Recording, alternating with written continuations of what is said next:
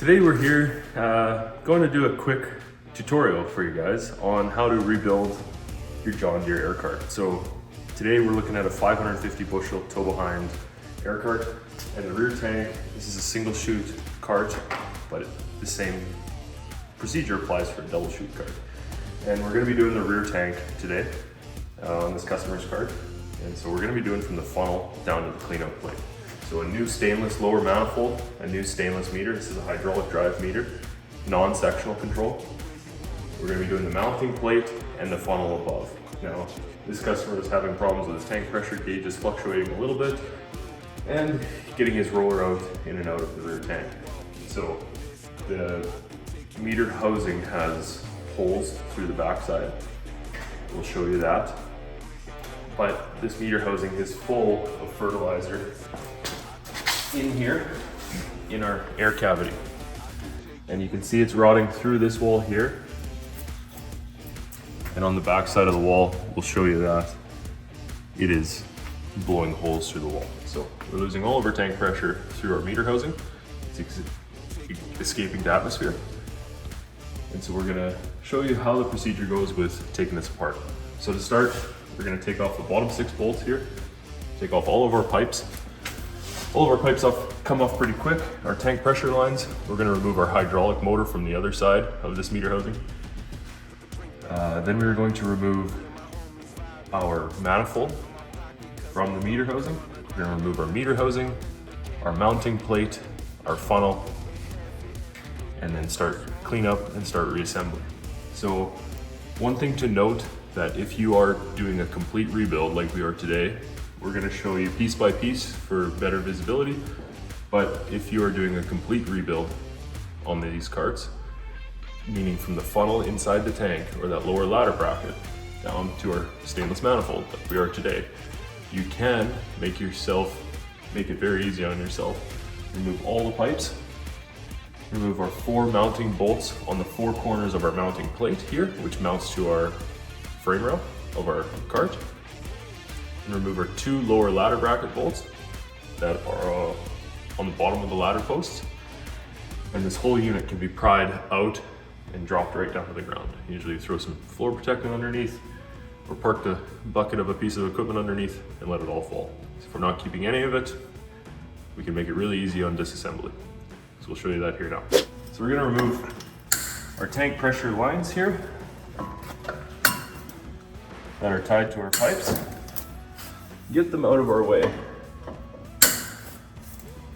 And you can see in the instructions when we go back together that there's schematics to hook these up correctly. So running every tank, whether you're single chute, double chute, or you're running the external tank pressure kits, our double chute tank pressure kits that we install in double chute carts, all the instructions are with them, with the proper schematics to run them correctly.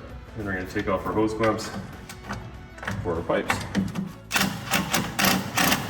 And they're all rusty.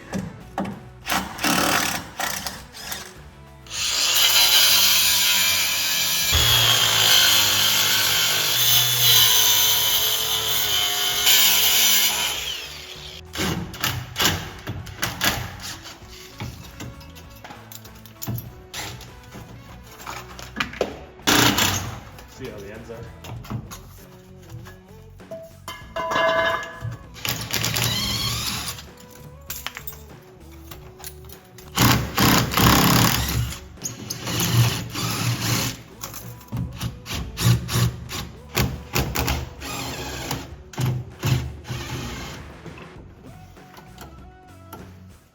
So we pulled the hydraulic motor off here and our valving assembly.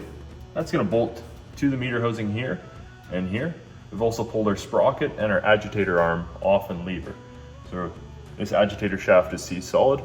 So we're gonna pull the arm off and the actuating arm and the drive hub off this meter housing. Now the meter is stripped. So now we're gonna take off our lower manifold. So that's 6 bolts. So 1, 2, 1 in the center, same on the other side, and then 1 on the other side as well. Then our meter housing comes off with 4 bolts in the top. Alrighty, let's get to it. You're listening when you should be typing, guys.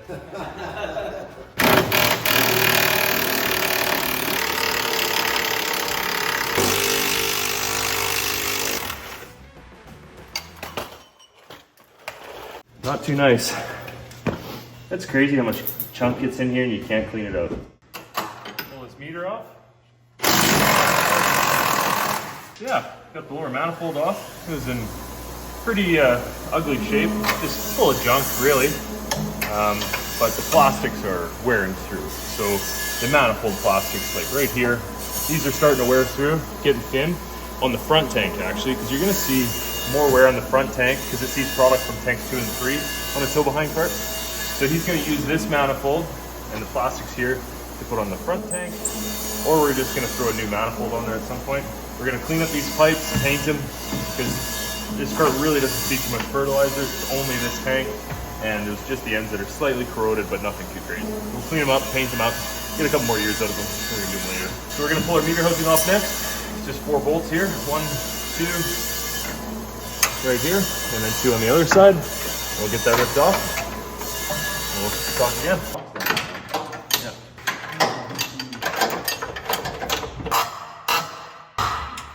Do you want to just cut it, man? So the next thing we need to do is we need to pull the bolts out of the bottom of the ladder post. So that's what the last thing that's holding our funnel. Once we pull the bolts out of the bottom of our lower ladder mount or the bottom of our ladder post, the whole thing will come out. So we're gonna do that right now.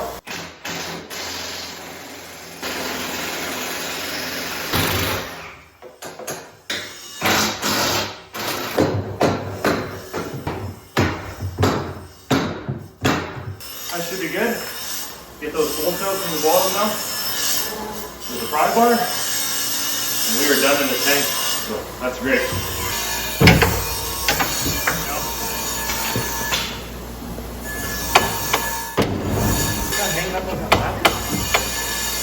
The funnel's not attached to it right now.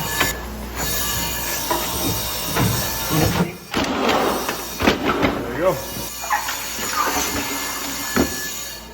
That agitator is seized right up. This is our problem child here. So you can see that we have holes in the meter housing, holes pushing through. This one is worse.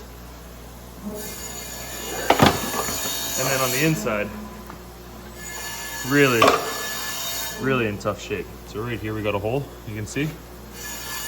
And then if we look in here, you can see all the holes pushing through the meter right here, all the way down.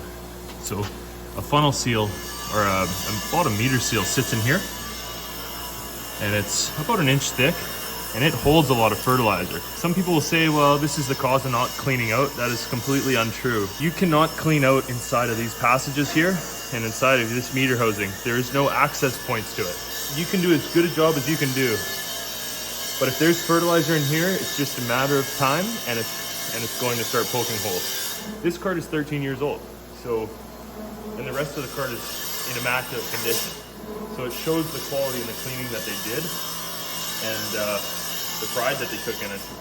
Because both of these two are perfectly fine. The pipes are in amazing shape. The cart doesn't have a scratch or blemish or sun fade or nothing on it. It's cleaned out extremely well. There's nothing they could have done about this. There is just fertilizer inside the meter where they can't access to clean out, and it's pushing through. So we'll get this replaced out with a stainless one. We'll be in good shape. So now we're gonna pull the 4 mounting plate bolts off that are on the corner. So these secure it to the frame rail of the cart. And then we already got our lower ladder posts bolts out that attach to our lower ladder bracket. So now the full mounting plate and funnel will come out as one. Second here.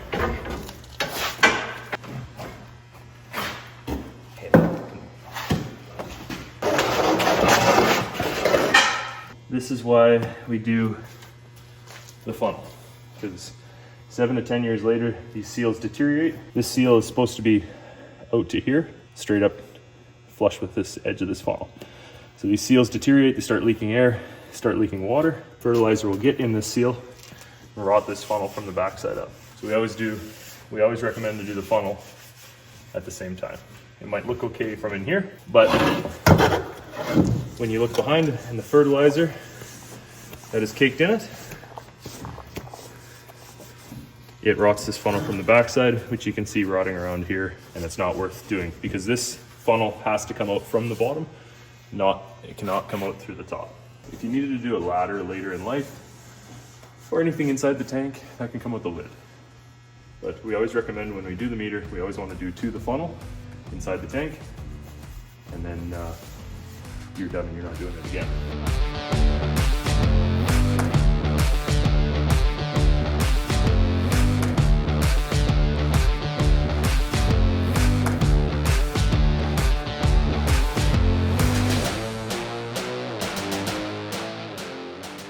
So we got our new meter housing on here, and in this meter housing we have a hardware kit internally. So when you get your meter housing, there will be a hardware kit inside the cartridge board, and in there we have new agitator shaft bushings.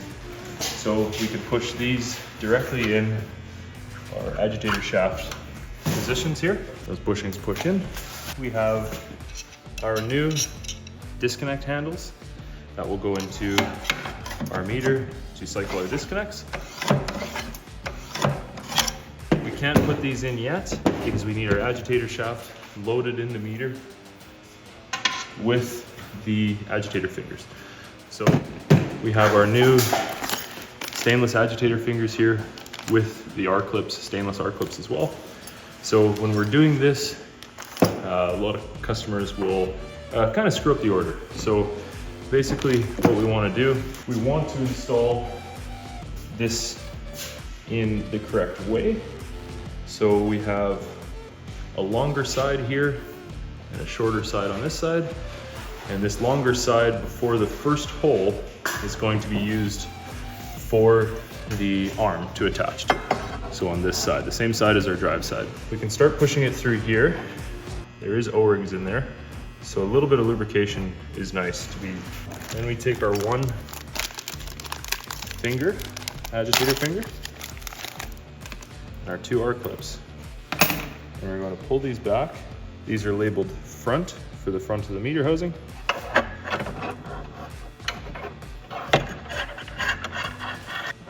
And push it all the way through. Once I get to this side, once I get to the center, I want to make sure that I'm installing my handles, because the handles will pivot on the agitator shaft. Once my handles are in, then my agitator shaft can go through the center, push it all the way through, and we should be installing fingers all the way. And once we get to the end, we should be able to get our R-clips lined up on the front here and on the back. So we'll do that here now.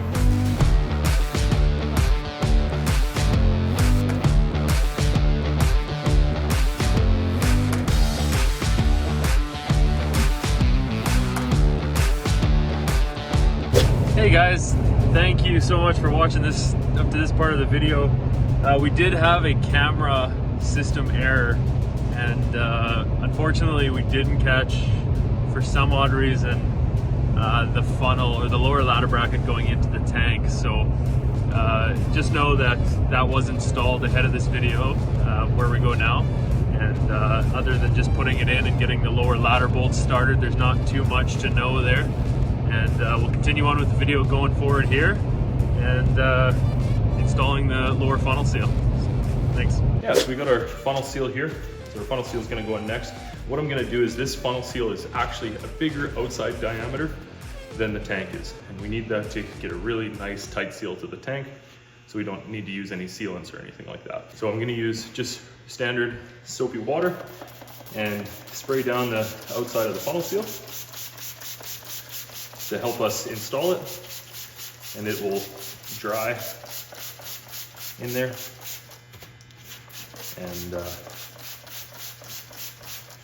won't cause any issues. So we have our two holes for our ladder posts here. There is a direction on this seal, and this is going to take a little bit of massaging. Sorry, can I grab you on the other side here?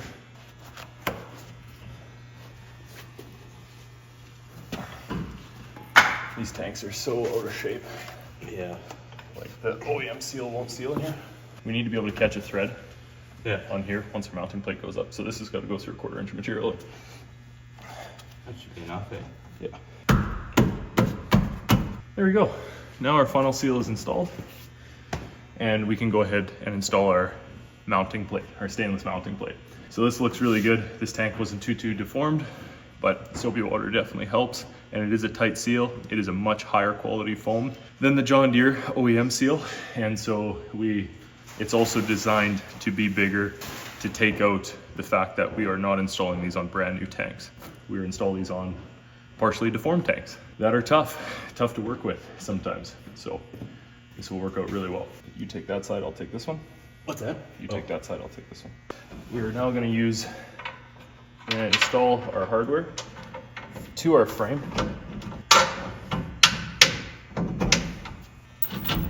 Man, these holes are cut. Oh, no, With our mounting plate, we're using our short M12 bolts that are included in the upper hardware kit. And we're just going to get these started on all 4 corners, mounting it to the frame. You can see that it's a little tougher push because the tank has sagged slightly. If you're doing this the next day and the tank has sagged more over time, what I would recommend doing is a floor jack and a 4x4 rubber block. And we're gonna jack up on this mounting plate up to the frame to install these bolts. We don't wanna use these bolts to pull it up. We always wanna just install them and tighten them. We don't wanna use the bolts as pullers.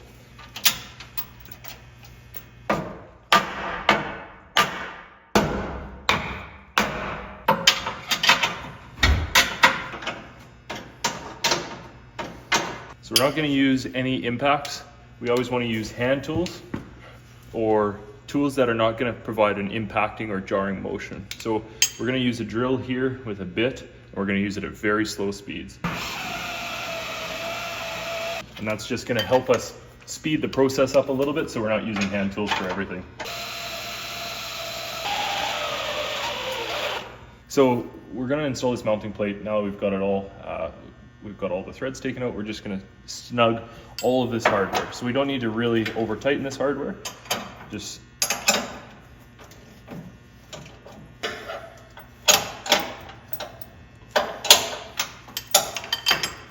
so now we've got the mounting plate mounted to the frame. We're now going to suck the funnel and torque the funnel down to the mounting plate. So this is a very specific way of doing this. So we have a short stud on the funnel and we have a long stud on the funnel. Now this long stud is going to be used to mount the front side of the meter housing, as well as this stud that is under the protective cover of the mounting plate. So these 2 studs come from the funnel. This one is mounted welded to the mounting plate. We're going to start by installing 1 flat M12 washer and 1 M12 nylon locking nut. And we're going to install that on the short funnel stud on both sides.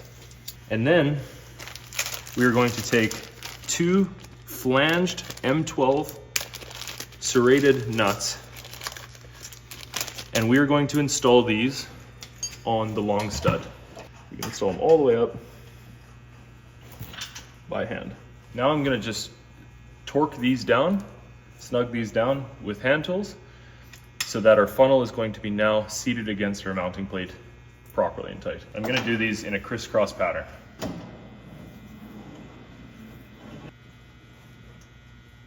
To gently pull the funnel down onto the seal. So now our funnel is torqued down to our mounting plate here. So now what we're going to do is we're going to prep it to install our meter housing. Our meter housing is mounting on these 2 studs. So we have our top meter seal going on. It is approximately about 1 inch thick, and we don't want to over crush that meter.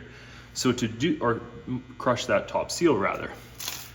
So what I'm going to do is we have half width jam nuts. So these are half the thickness of a standard nut. You can see that there. So what I'm going to do is I'm going to install 1 washer and 1 half width nut on top of this flanged nut on my mounting plate. And I'm going to do the same thing on the other side. Now what I'm also going to do is, because our meter is mounting here and here, this is going to set the distance for which we can tighten our meter down to. So with this installed just like so, our meter is going to come up to here and not tighten any further. And this thickness here is the thickness that we want our seal crushed to. So because our meter is mounting here and on this welded stud here, we're going to do the same thing on this welded stud. So I'm going to install one flanged nut before anything gets mounted onto it, onto this stud. Make sure to use anti-seize. And then I'm going to install the remainder of my 2 jam nuts here and 2 washers. So 1 washer and 1 jam nut here also. So now our meter is going to be bolted up evenly and not over crush our meter top seal. And then I'm just going to snug both of these down lightly. And now we're going to install our top meter seal. So our top meter seal is going to get adhered to the mounting plate, and then our meter housing can be bolted up. This is all done now from the mounting plate up. So we're now just going to put a little bit of brake cleaner on a rag here and on our bottom mounting plate, just to get a good, take all the oil from our hands and get a good sealing surface, dry, oil free. And this is just going to help us with the sticky side of our foam seal. This is a removable tape here, so we can push out the parts of the seal which are not used, both sides, just like so. And then we're going to remove the top layer, protective paper here to show the sticky side of the seal. Down here, bud, just to get her lined up and straight. You happy there? Yep, and then just start working it to me.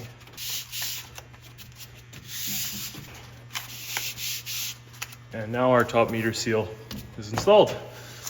So the last thing now is to put our meter back on, our new meter housing with our new hardware, and then we are going to install the lower manifold and hook up the pipes.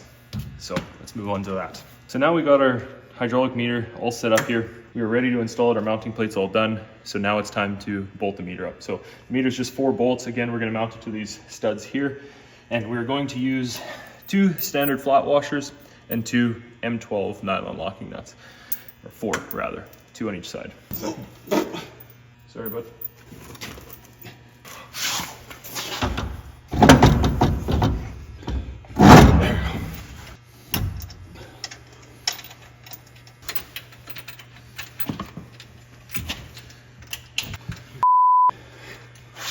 Get that in the video too, to see how much everyone else struggles with it too.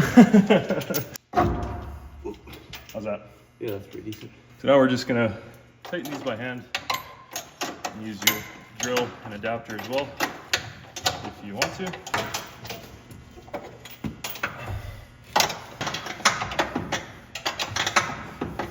Should just go to all bottoms, eh? Yeah. You feel it stop? I think so. Okay, so now our hardware is snugged down and our meter is installed. So we are ready to go on this one. The next thing we have to do is install the manifold. So we have a single chute complete stainless steel manifold which we're going to install, and that one comes with the seal on top of it and all 6 bolts and the hardware in that kit. So we'll move on to that. So we're getting close to finishing up on this 550 1910 cart. We're going to finish off with the upper system. So now we have the meter installed and torqued down. We have 3 pieces of hardware left. So we have our 2 upper ladder bolts. So these are, if you removed your ladder, these are going to be used on the top of the ladder post. We have a new agitator drive bolt and nut for the agitator lever that goes to the agitator shaft. So we are yet to install those. We will install that when we install the hydraulic motor on it. And we are left with these plates that came in our meter housing. So these come with the meter housing as well as they come with our single chute manifold right in here. There's 2 more inserted in here. So the reason for this is when I use a John Deere meter housing, and we'll show you what that looks like here right away. I have these plastic seed trays that protrude below the meter housing and they protrude into these runs here, and they contact the plastic manifold. And they do that so that product will not jump from run to run. So below the flat surface level of the meter housing, the plastic seed trays protrude. Now we got rid of that plastic seed tray on our meter to prevent corrosion and holding points for fertilizer and seed, not let us clean out properly. So our meter housing is completely flat on the bottom, which requires these trays. So all of these trays are just used. If you buy a stainless single chute manifold only, they come pre-installed, so that if you install this onto a John Deere green meter housing, you pop these out and the John Deere green meter housing protrudes down into them. If you're installing this manifold onto a Agri stainless meter housing, then we install our seed trays. So if you're gonna have an extra set of these, if you bought a meter housing and a manifold, because in the event that a customer just buys a meter housing or just buys a manifold, he is going to need one or the other. If you are installing this manifold on a John Deere factory meter, we get rid of them. And if we are installing it on a flat bottomed Agri stainless aftermarket meter housing, we use them. So now our stainless manifold here, this is what it's gonna come with. So we have our mounting hardware, 6 mounting bolts, nuts, washers, spacer washers, and 6 carriage bolts. And it also comes with a little tube of anti-seize. We have our mounting instructions on here, and as well as we also have our joiner hoses, which are going to connect from here to our 5-inch pipes behind this tank, and to our 30-inch pipes between this tank and the middle tank. So these hoses are gonna take out a lot of the air leaks that you're gonna see with these plastic manifolds and those 2-part plastic cups. They always kind of just leak. And so we're gonna get rid of those and install this stainless manifold with stainless outlets and a 3-inch rubber coupler. So that keeps a lot of the air leaks at bay. The other thing which we've done is on this clean out plate, there is no more plastic cups that go into plastic manifolds, and we do have a proper seal here to seal against the bottom of the stainless manifold, so we're gonna not be leaking any air there as well. It comes with the calibration bag tabs on here, and if you do have a calibration tray for like an older Series 1900, or it was ordered as a 1910, just let us know, and we will have a set of calibration trays that bolt onto this stainless manifold ready for you.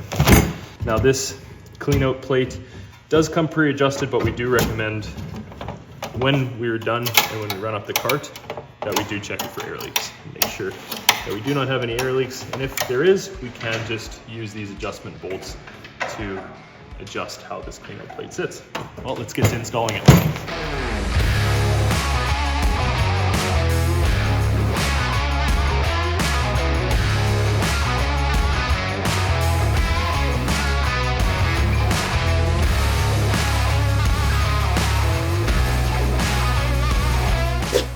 So we've got our meter housing done now.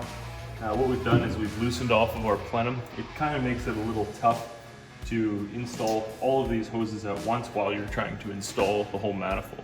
So what we've done is we've taken our plenum, just loosened the 4 bolts that mount it, and shoved it and the fan motor back about a couple inches, just to give us a little extra room. We pushed all our hoses back here and installed all new clamps, and we're now going to bolt our manifold. We've got our pipes preloaded in here. We're gonna bolt our manifold up to the bottom of the meter housing.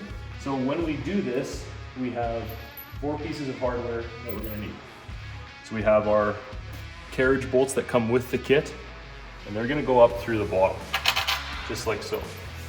Then we install an M16 washer, which is, most people will think that's the incorrect size, but it's actually a shim. And we're gonna drop that on top. And what that's gonna do is it's gonna stop us crushing this top manifold seal. Then once it is up to the bottom of the meter housing, we have a flat washer and a nylon lock nut. And again, we wanna use anti-seize on all of this hardware to put it up. So let's go ahead and do that right now.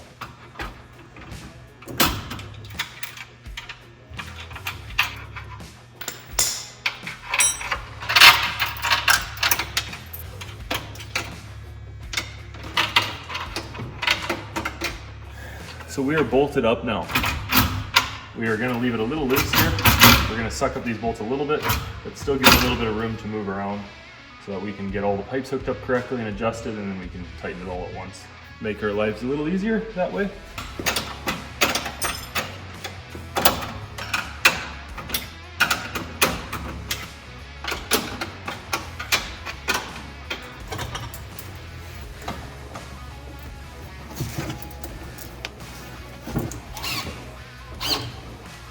Great.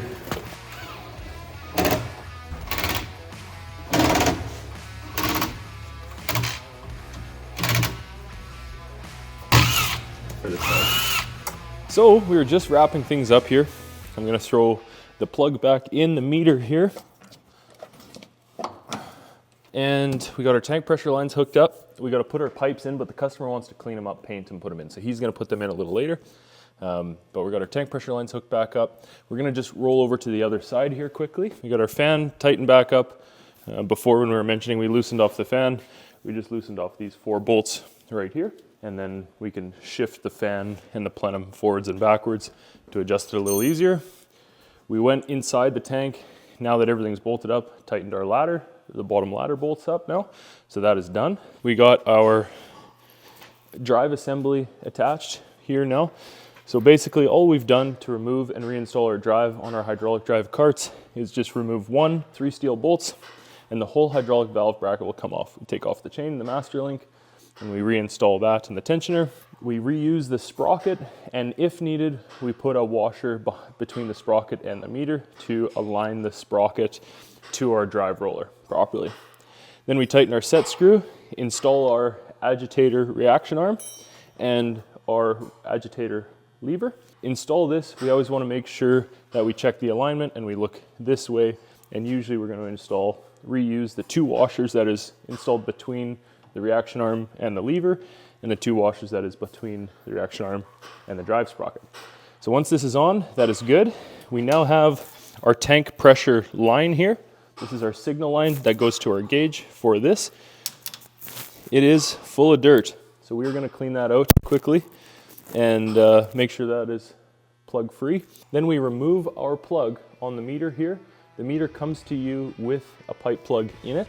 So we're gonna pull that pipe plug out, pull the plastic fitting out of the old meter housing, which should have a 1-inch straw on the end of it. If not, go and get yourself a new fitting, because that straw needs to be on there. We put that fitting inside the stainless meter and we reconnect our quick connect. Then after that, we're gonna put our hydraulic drive covers back on, hook our pipes back up, and this cart is ready to go. So this is a pretty quick and easy install. If you have any questions, we'd love to help you, love to assist you in any way possible. If you have any questions about a John Deere, Case, New Holland, Flexicoil, Seedmaster, Morris, please reach out, give us a call. We're very familiar with them. Visit our new website and watch our YouTube, as well as subscribe and like to it, and follow along for our updates. And we'd thank you so much for watching. Hopefully this helps everybody. We'll talk to you soon. Bye-bye.